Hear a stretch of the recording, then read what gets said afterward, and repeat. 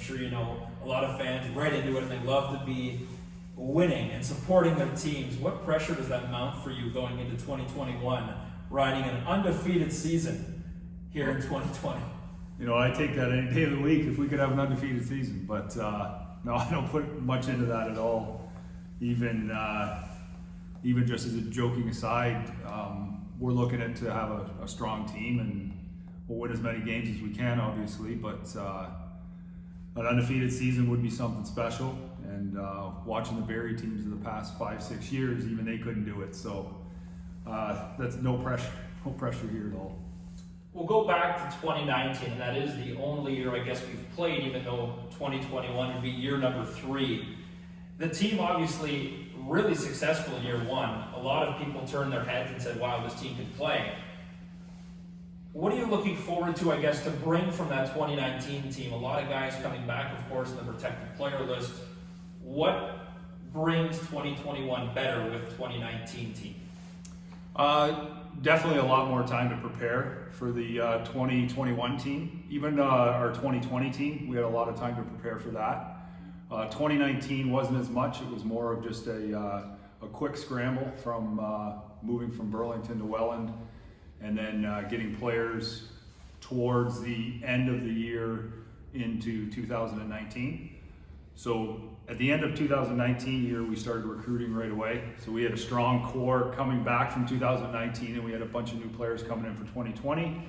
And it's just added to that with the missed year for 2021. It's given us a lot of opportunity to recruit some players, and I think the fans in Welland are going to be quite excited to see some of the players we have coming in. Personally, I guess, what drives you? What keeps you motivated? Like, why so much motivation, even though it's been a tough, 2020? The passion for baseball, how does that keep you going, even though it's been a really, really tough year, obviously? Yeah, exactly. Actually, the passion never wavers at all. It actually even grows stronger now that you've been off the diamond for a year.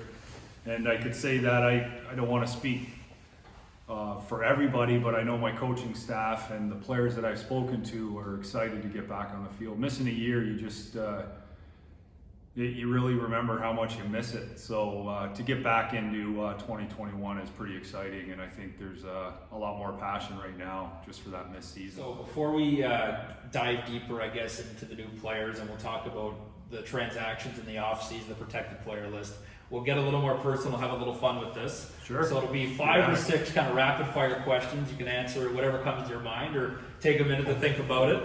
But favorite baseball movie and why? I'd say Bull Durham for sure. It's just one it's a classic. It goes back way back in the day, and I was a little bit younger back in the day when that first came out. So definitely Bull Durham. Not even a close second, to be honest with you. One thing you try to give as like the best advice you could give as a coach to all of your players? Have fun. This game is about fun. If it doesn't become fun anymore, then it's time to move on and try something different. You got to have fun in your life, and if baseball is not doing it for you anymore, then there's going to be something else. So you got to find that, and I try to preach that. I love coming to the park. I have fun all the time here, and I want the guys to as well. Favorite park other than here in the league? I'd have to say London. London's a great park, beautiful park. They get really good fans there too. It's just it's a classic. It's one of the best in Canada, and probably one of the best minor league parks in the world. If you could do anything, I guess, other than like if this life were to completely switch, what would be your complete dream job, and where would you be right now? On a major league diamond somewhere playing. Obviously, I'm a little bit older now, but I'd love to be an ex-major leaguer and then stay in the game somehow. That would have been my all-time goal. It didn't work out, but I'm satisfied with where I'm at right now. Pretty happy and enjoying it. A walk-off home run or turning a triple play? That's a tough one, but I'm gonna say a walk-off home run. I love it. Even as a pitcher and giving up one, it is what it is, and being on the other side of it as a coach and seeing that happen, it's pretty awesome. And you got to tip your cap to them if you're the unfortunate team that gives it up. It is what it is, but it's an exciting time in the game for sure. Player from 2019 with the most swagger you felt on the field. Most swagger? Oh, that'd be DeAndre. No doubt. No doubt. I'm sure the fans would agree too. Favorite moment, I guess, in baseball growing up that, created your coaching style and who you are today? I'd say playing internationally on the world stage with the Great Britain national team, just playing in front of a bunch of passionate fans with singing in the crowd and playing with some unbelievable players, playing against and with a lot of former and current big leaguers. That's a lot of fun, and learning from the best coaches in the world. Favorite uniforms in 2019? The major league ones, they were pretty cool. Great movie, great concept, and with you guys organizing it, putting it together, and having the Joe Boo set up outside, it was quite spectacular. Yeah, definitely major league. Favorite ballpark food? Hot dog. I'm a hot dog guy, 100%. And I know Ryan posted this on Facebook and Instagram one day, a this or that question: a daytime game or a nighttime game? Nighttime. I'm a nighttime guy. I love the night games under the lights. Don't take away from the Saturday afternoon ones we have, but I definitely prefer nighttime all day long. And just to finally wrap it up before Brent comes on, because Brent, you can talk. I got a question. There it is. Here we Favorite go. workout ass? My favorite workout? Oh, biceps, no. Probably back. Yeah, I'm a back guy. I say biceps, but Try to always build up the back. How about you? Legs for sure on you. it has to be legs. Don't ask me. You're definitely legs. Spence started looking for the way of his life. Come on, Spence. Sit-ups. Yeah, we'll Push-ups? get there. Well, 2021, of course, really is around the corner, of course, with New Year's coming up. A couple big signings in the last little bit with Thibodeau and Cena. Start with Cena, I guess. Coming from the IBL, what does he add to the Jackfish, and how big of a signing is that for Welland? It's a huge signing, getting a guy like Zarly Cena to come in here, and to have him at such a young age. He's only 23 years old. He's going to be living in the area now. To have a guy like that, and for the long term, he's a 300 hitter in the league. He's proved it the last 3 years. He's one of the best hitters, I'd say, pure hitters in this league. And being now a local guy that's going to be in the area, it brings a ton for us, not only on the field, but what he can offer to us off the field, living in the area and just being part of the community. A great signing, huge thing for the Jackfish, and I expect big things from him this year.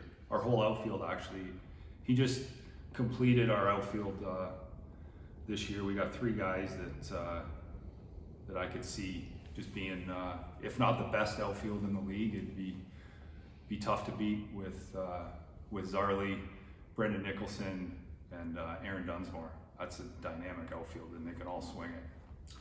At Thibodeau, I guess, a big signing this week. Talk about the big signing from out east that's coming to the Rose City. Yeah, he's huge. He's definitely got potential to be an all-star and even an MVP in this league, and he could do it as early as next year. No question, what he brings to the team would be top of lineup hitter with tremendous speed, hits for a high average. He's got some pop and plays really solid defense. So definitely an all-star caliber player with MVP potential for sure. How do you sum up the IBL, and how tough is it to win this league? It's definitely the best league in Canada, there's no doubt. And it's an extremely hard league to win in. And we found that out last year, or in 2019. We were 19-17, but every game was a grind. It was just a grind to get those 19 wins. And there's so many good players in this league.